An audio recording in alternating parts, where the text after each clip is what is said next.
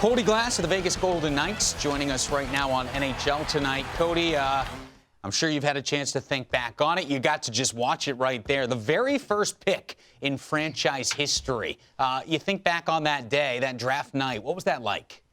It was unbelievable. It's a moment I'll never forget for sure, just being there with my family. And it's something I've dreamt of as a little kid. So to be able to experience that, just thinking about it now, it kind of just gives me chills to reminisce on that time. What's been the biggest adjustment then, going from the Western Hockey League, spending a little time in the American League, Cody, and then being with the big boys up there in Vegas?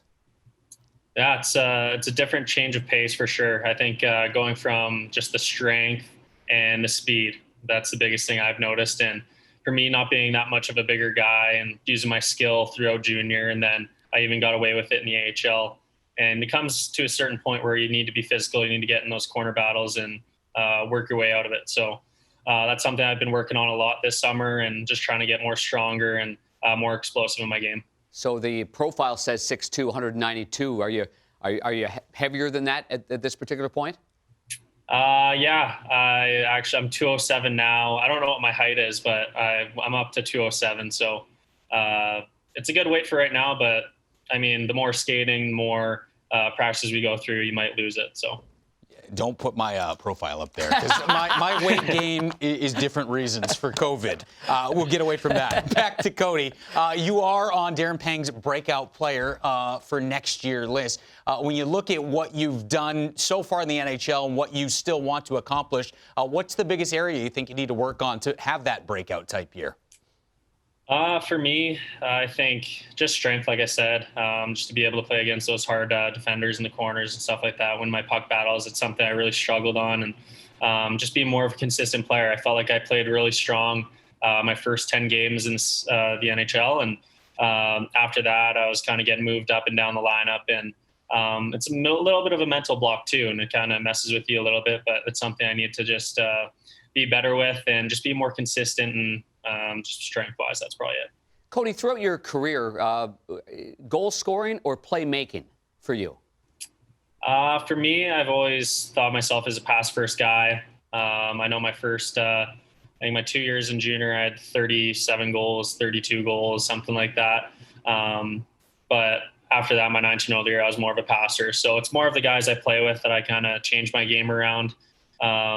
But people get used to a pass-first guy, and they kind of expect it. So you kind of have to switch up your game a little bit. And the more versatile you are, the better you are when you're going against defenders. Is there a player when you were growing up or playing in the Western Hockey League with Portland that you emulated or wanted to be when you got to the NHL? There's a lot of guys I watched growing up. You got guys like Nicholas Backstrom, Mark Scheifele, Patrice Bergeron, Jonathan Toews, all these guys that I've always watched, and I wanted to kind of be like them, good two-way players, play both ends of the ice really well. And it's just, I think the playmaking with Nicholas Backstrom, that's kind of like something I looked up to, and just the way he passes and how intelligent he is in the offensive zone and through the neutral zone is something I really look up to. We talked about draft night. You mentioned you're a Manitoba native. You're the very first pick in Vegas franchise history. Growing up in Manitoba, if somebody would have told you that you would have been the first hockey player drafted for the Vegas hockey team, I mean, does that still sound weird to you? Yeah, it's crazy thinking about it, going to a team like Las Vegas. No one really thought of hockey before then. And now that I got to experience the whole hype of the Vegas Golden Knights playing in T-Mobile, it's a hockey city for sure. And it's so fun playing there every night. And like I said, the fans are incredible. And just this whole city just embraced hockey, and it's unbelievable to say the least. You're a Winnipeg, Manitoba guy. How much has Ryan Reeves helped you? Obviously, another Winnipeg boy, and I know he takes on his teammates. He's a good man. And now you've got another buddy of his in Alex Pietrangelo. What do these kind of veterans mean for a young player like you? Oh, it's unbelievable. Revo's great, especially being from Winnipeg. And you guys got guys like Mark Stone. We had Cody Eakin at the beginning, and another guy who was big for me is Max Pacioretty and Paul Stastny. Those guys were unbelievable my first year.